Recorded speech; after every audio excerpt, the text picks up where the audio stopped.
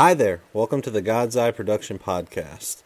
So our episode today is on discernment, and I have just finished a hike. I'm actually at a place not in our regular studio, so there's probably a lot of ambient noise because I'm outside, and if you hear cars occasionally, forgive me for that.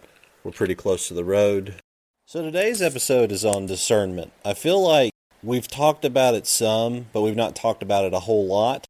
Discernment is very important in the time that we live in, more than any other time. The way that I frame it is like you have Peter and you have Paul. So Paul didn't walk with Jesus, Peter did. Paul was basically a Bible scholar. They would have called him a Torah scholar, because that's the Old Testament, the first 5 books, the law, the Torah.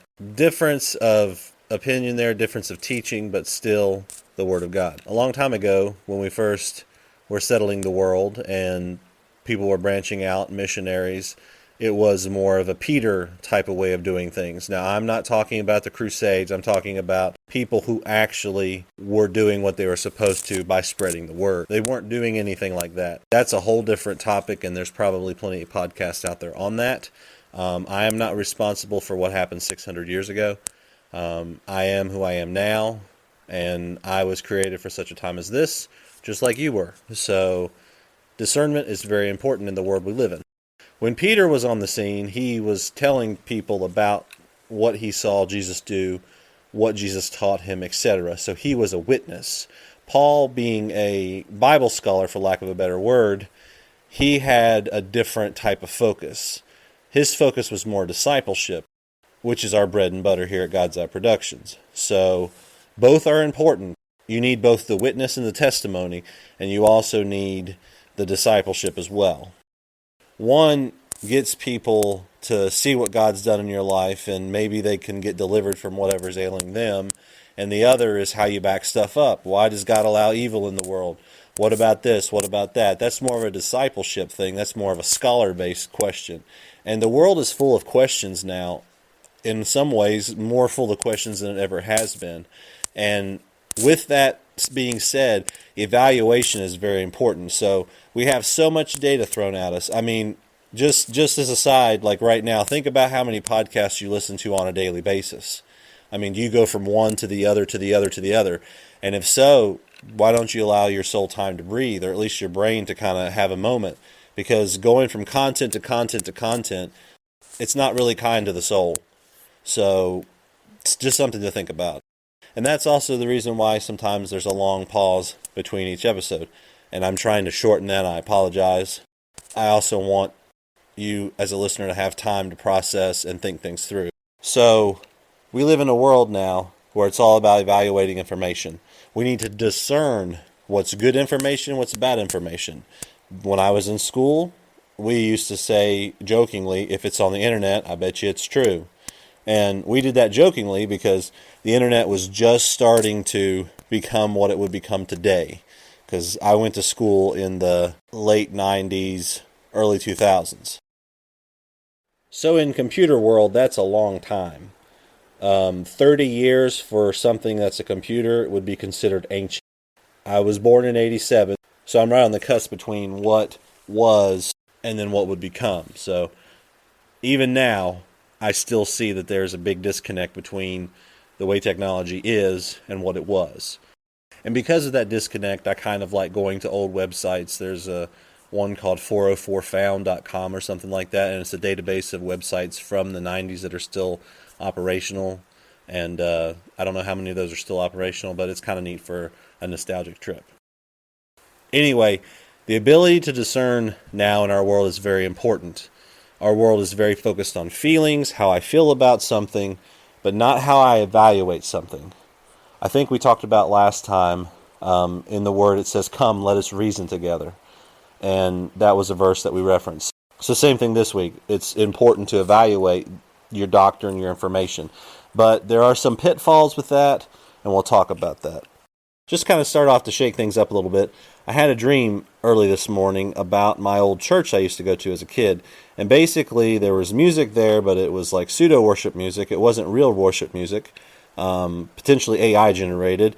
There was a guy who came out that was supposed to be the preacher or pastor or minister, and they had pretty much wings from Dollar General, Dollar Tree, something like that, that was tied to them, and they had a ripped shirt, and they had kind of smeared golden paint on them, and they had little itty-bitty horns, and they were going around the congregation trying to get them riled up, and then talking about how money's cool, and the coins that he was throwing around kind of look like the Bitcoin symbol or some type of currency from like Party Central or something, like when you're having like party favors, like for your child's birthday party or something like that. So basically fake money, just kind of that kind of plasticky gold color. And he was talking all about that and how he was excited. Then there was a guy in black robes who was basically telling him, come on, you got to come to the front so you can preach your sermon or whatever.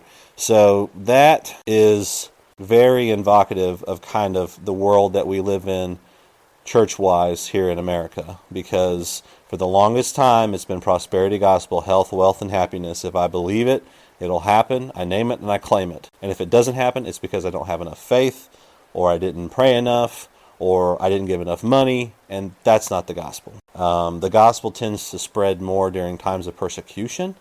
If you're interested in that, highly recommend look some things up, what's happening in China and some of the other places in the world where people are kind of have to go underground. But anyway, that's kind of how I wanted to start this week. And so I thought that was very good, since our podcast is on discernment, because people who could discern would realize that that's not the way the church should be. But if we're not able to discern, then that could become something that's commonplace, especially if we don't know how it's been in the past. Now, I'm not trying to be an old curmudgeon here and say, it's got to be a traditional service, we got to sing the hymns. Hymns are very important to sing, I believe. I think that pretty much everything you need to know can come from a hymn. But with that said, there are some new songs that you can feel the Spirit in, but discerning also means to judge them by their fruit. So what is the greatest way for us to get discernment? Obviously, pray about it. Discernment is something that comes with time. If you're not sure about an issue, go to somebody older who's in your faith walk and ask them to help you pray. Like, can we pray about this? Or maybe how you should pray, whether it be a teacher, lay leader, minister, anything like that. So somebody that you trust, that that's walk the walk and talk the talk. The church I grew up in, most people had believed in Jesus for like 20, 30 years. So, and I think I mentioned that before. So for me, being in that environment was very comforting, because these people had seen it all. Nothing shook their faith, etc., etc. Or if something did shake their faith, they knew that it was time to get on their knees and surrender. So what is discernment? It sounds like this big fancy word. Oh, I'm supposed to pray for that. Oh, I'm supposed to be wise and have more of that. All it is just judging what's right and what's wrong. If it says in the Bible, don't do this, then don't do that. Or if you get confused about something, you look in there and it says not to do that. Okay, don't do that. Or if something hinders my relationship with God, I'm not going to do that either. Like, it might not be a sin for me to do an activity, because the Word doesn't say anything about it, but it might be a sin for me. In the past, people have taken that too far. I can think of an example from my wife's history, like her pawpaw didn't believe in dancing because he thought that it was the devil. And I know that's what the movie Footloose in '85 was based off of. But, for him, maybe it was a sin. Maybe it was a way to get him away from his faith. But he had to discern that. I don't know, because I didn't know him personally, but that's just an example that I can think of that might be kind of an off-the-wall example. This would be an example of a Tier 4 issue. I think we've talked about that before, because it's personal to the person. So I can listen to metal music. I can listen to some pretty heavy stuff. Most of the heavy stuff I listen to is Christian, or it has some type of edification, sort of like this person's a hero and he's going to beat the bad guys, stuff like that. The music that's like, oh, hell, Satan, and, do this and do that. No, I don't listen to that, because that for me would cause me to sin. I think that would be one of those things where I would stay away from it altogether anyway. So that to me would be blatant sin, because we're not supposed to, give our loyalty to the devil. So that to me would be kind of a, no, don't do that, period.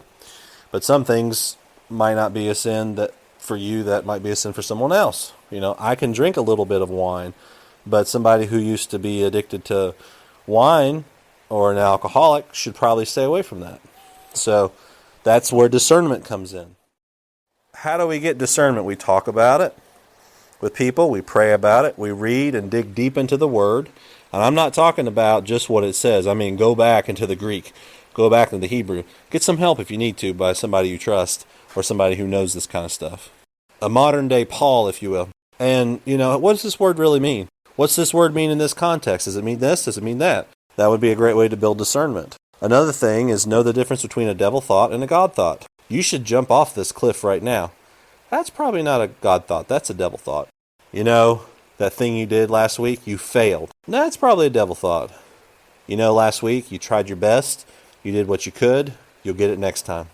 That's more in line with the God thought. So knowing the difference between them, knowing that, not just guessing, but knowing, oh, this sounds like a thought from God. This sounds like a thought that the devil would say, because it's got shame, guilt, diminishment, all these things. So that's probably a devil thought. You'll know things by their fruit.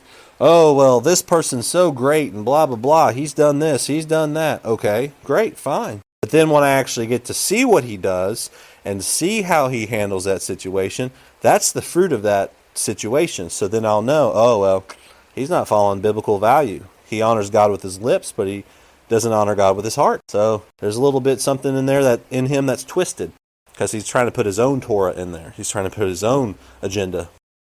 Worldly wisdom versus godly wisdom. So if it's worldly wisdom, and we can discern that, it's all about the self. These are great mantras for myself. It focuses on the self. Look what I've accomplished. Look what I've done. Whereas more biblical wisdom, you can discern that by we accomplished this together. We partnered with God. We're a team. We're a community. It's very we-centric and maybe us-centric.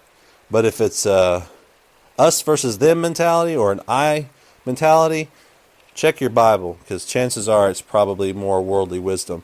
So again, we read the word to discern what is the world, what's not, and what's more in the Bible. So if I were to say what kind of world we live in now, I would say we live in a Paul world, not a Peter world, but a Paul world, because everybody is like, oh, is that the case? Oh, skepticism. Oh, well, skepticism is being humble. Not the same thing. If you're really skeptical about everything, then you're not going to believe in anything. And to me, that's a very depressing place to be, because then you don't have an internal moral compass that guides you. And then you get talking in a circle. If you ever watch any debates with atheists on YouTube or any other place, pretty much they just end up talking in a circle. You watch enough of them and you're going to start to see when they're going to start to circle around. These are things you can't put into language. Ludwig Wittgenstein, I think I've mentioned it before, the philosopher of language, said that metaphysical experiences cannot be put into language. We can try, but they're not concrete enough to put into language. And because of that, that's why atheists just go around and around in a circle, whether they be hard atheists and they don't believe anything about God, or whether they be soft atheists and they're kind of more agnostic. They're just going to go around and around and around in a circle. And quite frankly, after watching that for a couple of times, a couple hours, you're like, this is just the same. One other thing that will help with spiritual discernment is not being so busy all the time. We are so busy as a culture. Oh, how are you doing today? Oh, I'm busy. And it's almost like a point of like a badge. Like, yeah, I'm busy. Why aren't you busy? You need to be busier. You need to work harder, work longer hours, make more money, burn your soul out. And that's not the way it's supposed to be. So we're so busy, and the devil keeps us buried in busyness to the point where we get nervous. We have to look at our phones. We have to look at our social media. So reduce the amount of busyness in your life as much as possible. If that means cutting your hours at work, if that means getting a new job, do something that will keep your soul active and activated and just alive. Because if you stay in busyness, it'll be really hard to have a soul. It'll be really hard to have a spiritual life that's rich. Also, be careful with the people you hang out with. You want people who share your value system, but you don't want people who just share your value system, because then you'll kind of get into an echo chamber kind of way of thinking. And it's good to have a variety of different friends. And the whole, well, if I talk to those people over there, I'll sin. God's bigger than that. God's completely sovereign. Pray about it. Lord, is it okay to talk to that person over there? Maybe they don't have the same value system as me. Maybe they're not Christian. Maybe they're not fill in the blank. Maybe they are fill in the blank. Talk to God about that. I mean, if you're really worried about that, God's completely sovereign. It's like the people that try to see the devil in every corner. Like if you sneeze wrong, you're going to go to hell. No, the Bible doesn't say that. So just pray about it. God will protect you. Don't think that God won't. That's putting God in a box. I mean, the devil's not behind every bush. He's not going to jump out and get you every time you sneeze or when you blink or when you, I don't know, or not looking. Now if you have wounding and if you have issues in your life like that, yeah, there can be demonic influence there. But God is sovereign and Jesus saves. Lean on that. Don't be worried. Quite frankly, that kind of fear is kind of what he wants. So you stay in that echo chamber. So just be careful of that. And some trials and tests we go through give us more discernment. So, I mean, if you're going through a trial right now, just know that out the other side, there's going to be, kind of calm peace after the storm, but you're also going to get more discernment from that. So, and even in Psalms, David says, you prepare and train my hands for battle. So, I mean, that's spiritual warfare, and from that will become the spiritual discernment. So, spiritual discernment can help in times of spiritual warfare, and then spiritual warfare can help build spiritual discernment. Because you do something, you don't know it's contrary to what the Word says. And so your spiritual warfare can help build your discernment. And the more spiritual discernment you get, the less confused you'll be.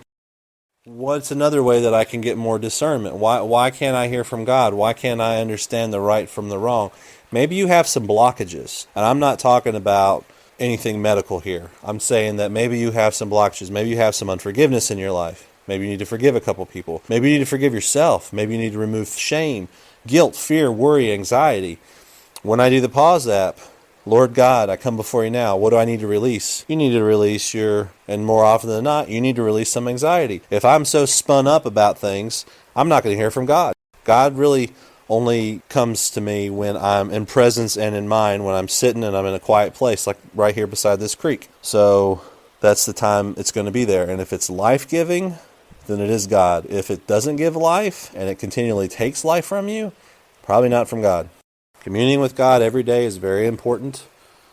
I would say in the morning and in the evening, right as the sun's going down. After the sun goes down, most of the time it gets cold or you're not going to be motivated to do anything. But if you watch that sun go down, it's almost like as the sun goes down, I'm praising your name more. I think there's songs that are in that vein too. So I've tried to do things after the sun goes down. Wintertime, summertime, it don't work. Morning, I would say right as you get up. Ideally right when the sun comes up. That may not be conducive, but I'd say on your drive to work, whether that be at 10 a.m., 6 a.m., 2 a.m., p.m., whatever. And then right as the sun goes down or some variation of that to commune with him. So we got some liturgy going on. I don't think I've mentioned that before, but the Our Father who art in heaven prayer, that's liturgy. It's something that you repeat over and over again, and it has a long tradition in the church. And some of our songs that we sing could also fall into that too. And it's just a way to develop a habit, and that way God is easier to access. Well, God, don't put God in the box. You just told me not to put God in a box. Yes, I did. Don't put God in a box. But to get your mind in a position to be able to hear from God, sometimes repetitive songs, getting on YouTube.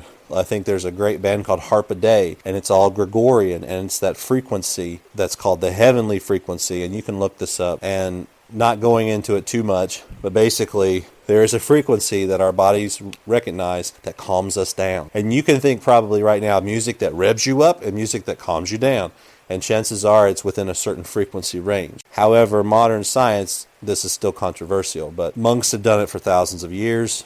So there's nothing new under the sun, is what Ecclesiastes tells us. So to me, it's just proving the things that are already in the Word.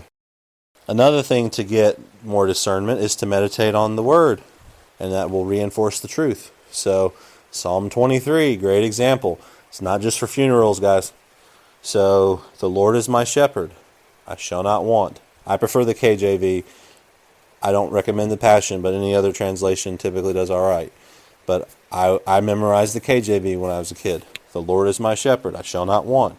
So is God the shepherd of my life? So go down word by word and ask yourself questions in your spirit. Is the Lord the shepherd of my life? Do I rely on him for everything? He maketh me lie down in green pastures. Do you trust God enough to be able to make him lie down in those green pastures? So on and so forth. You kind of get the point. You could probably spend a week on Psalm 23 at least. My personal favorite right now is Psalm 91. I try to read that one either early in the morning or right when the sun's going down, because it's a great psalm about how those who take shelter in the refuge of God's wings, so on and so forth. So Psalm 91, great example. early morning, right when the sun goes down. Read that psalm and just let it pour over you. Just give yourself permission in your soul just to let that sink and fall on you like leaves falling off a tree. Another way to get great discernment and to kind of get a little bit of a handle on things is to work with your hands. That's a great way to get discernment. I mean, Jesus was a craftsman. Some people say, oh, well, he's a carpenter. Well, actually, the word says craftsman, so it could have been either. Oh, well, I thought Jesus was a carpenter. Well, actually, if you look it up, there really wasn't a need for carpentry in Bethlehem where he lived. There was a lot of stone. So maybe he was a stonemason. Maybe Joseph, his father, was a stonemason. Maybe he was a carpenter and learned how to make stone, or maybe he was just kind of a jack of all trades and could do stone, he could do wood, he could do other things. We're not really sure. But if you look at the place where Jesus actually lived, there isn't a lot of wood, there's more stone. So, I mean, that's do your own research, puzzle it out, see what you come up with. But craftsman is probably a pretty good translation of what Jesus actually was. And that could cover a lot of things. I mean, like a general contractor can do a lot more things than a person who's just certified to do electrician work. So, I mean, to me, that makes sense. So, what's not to say that when Jesus was learning all of that stuff from his Father, he was able to process it when his Heavenly Father would talk to him. So he's working with his hands, and it's kind of making his brain kind of stay in that mode of thought. Because all working with your hands is, and people don't really think about it this way, but it's meditation. So like if I'm continually doing a repetitive motion, so let's say that I'm taking a piece of wood and I'm stripping the bark off it with my pocket knife over and over and over again. I kind of get in this rhythm, and it kind of makes my brain kind of get into this where I'm kind of almost like in a dream-like state. That's meditation. And we've kind of made the distinction between what meditation is and what it isn't. But if it's guided by God, then to me it's absolutely essential. A guided meditation on Psalm 23, a guided meditation on diving deep into Jesus within my heart, like the Pause app, John Eldridge, Wild at Heart Ministries.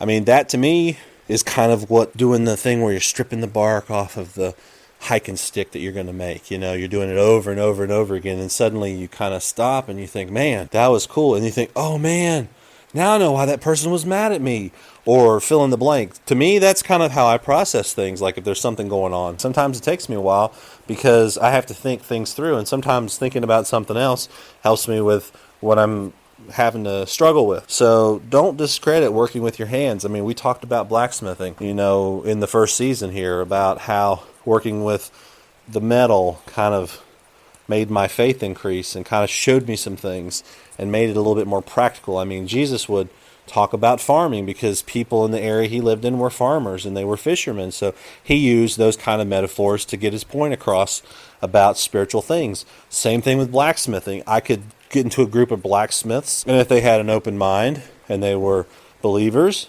they would kind of think, oh, that's a cool way to look at it. Maybe if they weren't believers, they'd be like, that's an interesting thing. That's kind of cool. Being in that group, being able to use blacksmith lingo, they might get some spiritual disciplines out of it, which is pretty cool. But we have to remember to be a good balance between head-based thinking and heart-based thinking. So I think I've talked about it before where I say, Lord, let my head knowledge never eclipse my heart knowledge. So if we're in our head too much, we're going to hurt people's feelings because we don't consider emotions and the socialization. I mean, I will be first to tell you, when it comes to socializing in a religious setting, it's not my favorite thing to do. And sometimes I outright avoid it, and that's just the point of confession. I'm preaching to myself here. But it's still important to be with a body of believers. It's still important to try to learn social skills and how to get along. Being a person on the spectrum, that's hard. So not only do I have to mask in front of people, I have to mask in front of people in a situation where I'm comfortable talking about religious things, and they may not be wanting to talk about religious things. They may be wanting to talk about their new Kubota tractor or something else. Even though we're in a religious setting, we're still talking about a Kubota tractor, and I could care less. I think Kubota tractors are cool, but when we start getting to the nuts and bolts of it, I don't really have a lot to say. So that's hard for me. So I'm more in my head than I am in my heart sometimes, and I'm working on that. And sometimes, unfortunately, it can come across as arrogant. And it's just because being a person with autism, you're more interested in the facts than you make the person laugh or not. And I'm working on that, and I have been working on that. And that's why God, if you're a person with autism listening to this, that's why God puts you in social situations. Treat it as an opportunity to socially experiment. And then pray for grace, and then also pray for discernment of what happened. God, was that person mad at me? No, that person had a cold today, and they were just trying to give you the benefit of the doubt, but they weren't mad at you. They were just trying not to sneeze everywhere. Oh, well, that makes sense. So that would be discerning the social situation. Now I want to talk about what discernment is and what it isn't. So discernment is not just pointing out false teachers. That is a part of it. But some people have made it their religion to point out false teachers. Call out false teachers, but don't focus just solely on that. That's not all discernment is. Another thing that gets really thrown around is when I talk about spiritual discernment, there's going to be part of the church that gets scared when I say that because they think I'm going to go into the church with incense or something and wave it around and says there's a false spirit in here, or religion or Jezebel or something, and we're going to get it out of this church and blah, blah, blah, fill in the blank. And that can happen, but spiritual discernment is more about being able to judge the fruit of something and whether it's right or wrong. If I go into a situation where I'm seeing spirits, that doesn't necessarily mean that they're all from God, first of all. Second of all, seeing spirits, I think it can become a point of distraction from biblical truth, and it can become its own religion. So spiritual discernment for the spiritual realm, like if I'm walking down the street and I see somebody and I see on their back in the spiritual realm a black shadow kind of pulling on their shoulders or whatever, and I know this person, I can go up to them and say, are you all right? Is everything okay? And they'll be like, oh yeah, I'm fine. I'm like, no, like, are you okay? I mean, I'm really genuinely concerned right now. And they're like, oh man, I've been dealing with so much depression. My dad recently passed away, and da-da-da-da-da-da-da-da, fill in the blank. But in the spiritual realm, I discerned that there was a shadow on this person. And then I go into, all right, how can I help? I don't go up to the person and throw sage in their face and say, in the name of Jesus, I command the demon on your back to come out. No. Hollywood's giving Christians a bad rap because of that. And that's the reason why some people throw around Christians like it's a bad word. That's not what we mean by discerning spirits. Sometimes you might go to an area and you're like, there's a spirit of poverty over this place. And you can get a group together who has that kind of vibe too. And you can be like, all right, let's pray against the spirit of poverty.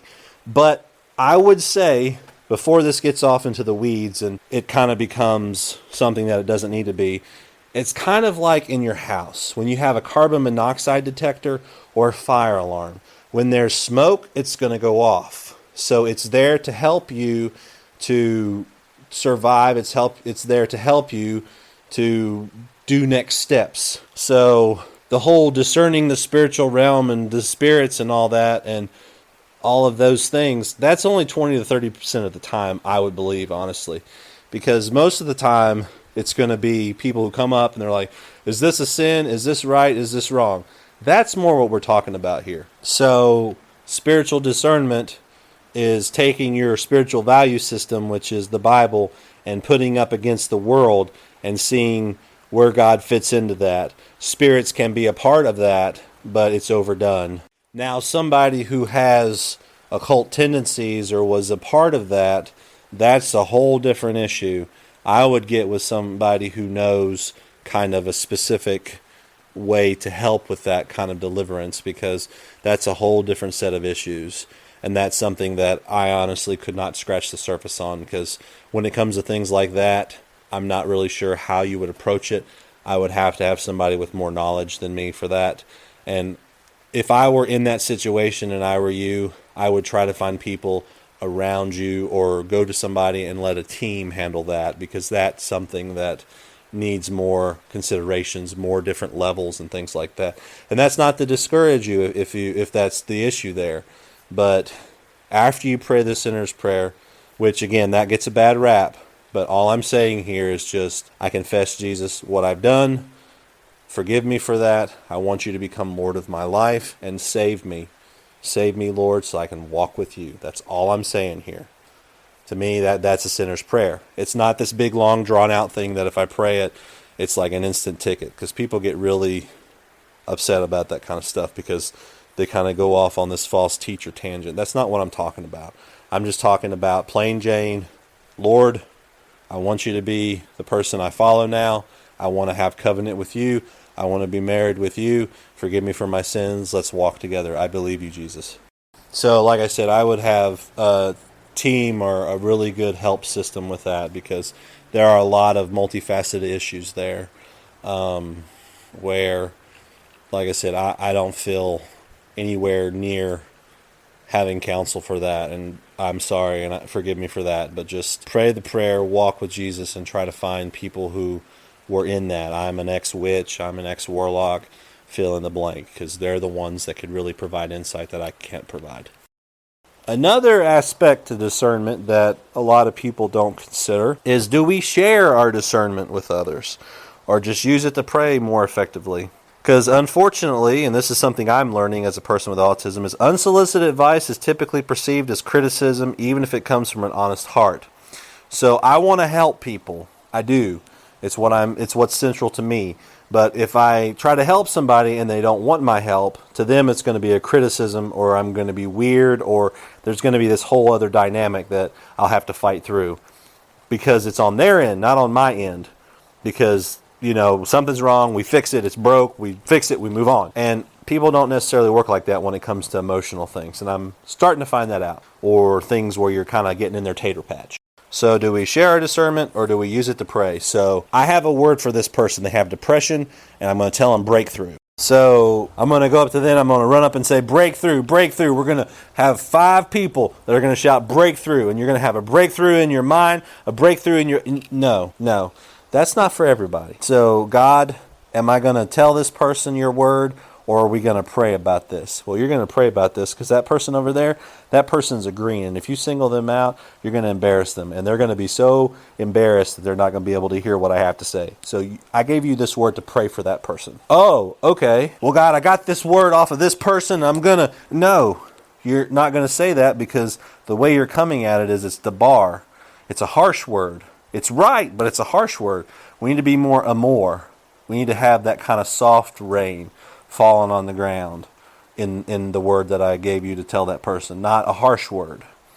And I think if you're primarily red, that's kind of hard to discern. A debar word is sort of like, well, you know what? You're a sinner and you're going to hell. And yeah, you are, probably, because you don't believe in Jesus. But that particular person is agreeing, and they need more of an amor word. But again, you're not going to know that unless you are like, God, how are we going to handle this? And quite frankly, like I said, sometimes people aren't ready for discerning thought. So the fruit of the Spirit, gentleness, kindness, self-control, patience, peace. So judge them by their fruit. Judge a person by their fruit. Well, God says not to judge. No, He says to judge rightly and not hypocritically. So judging rightly would be, this person is demonstrating fruit of the Spirit. This one is not, because he's this, and this, and this. But that's my friend Buddy the Christian. Well, Buddy the Christian does not have good fruit. He needs to go back and try to find some more fruit in his tater patch, because he doesn't have good fruit. So that would be another discernment, discerning fruits of the Spirit. Another thing that I've come to realize is surrender is very important for discernment too. Because when we surrender, we're no longer wise in our own eyes. We're wise because we've said, God, I can't handle it. I give you the wheel. There's this meme where this guy's dressed as Jesus, and he's got all of these steering wheels right beside of him. And in the caption it says, Jesus posing beside all the wheels he's taken. So I think that's pretty cool, because there was a song, Jesus, take the wheel, take it from my hand. A couple years ago. I'm showing my age. When we surrender and lay down our pride, lay down our ability to do it, and we come up against our capacity, and we're like, God, it's you. He can give us more wisdom. He can give us more spiritual discernment and direction. And ultimately, that can be a testimony to help others. So if we surrender it, then God can use that, and that becomes a testimony of how spiritual discernment can work. We store up our discernment for the winter seasons of our lives. So when we think of what God's done, the breakthroughs we've had, when God has moved in a really hard situation, and you could probably think of one right now in your family, you personally, but what we gained from those little nuggets of wisdom just for us, we can store those up for ourselves to kind of sustain us when we're in the winter season of life. And also so that others can have that imparted upon them too. But we need to pray for when that is the case. So we don't just go, I got to tell you what God did in my life. No, you're creepy. You're one of them people. Go away. I think knowing that discernment is a process and it is discipline that takes years to build is important as well. And know that cultivating and building discernment takes time.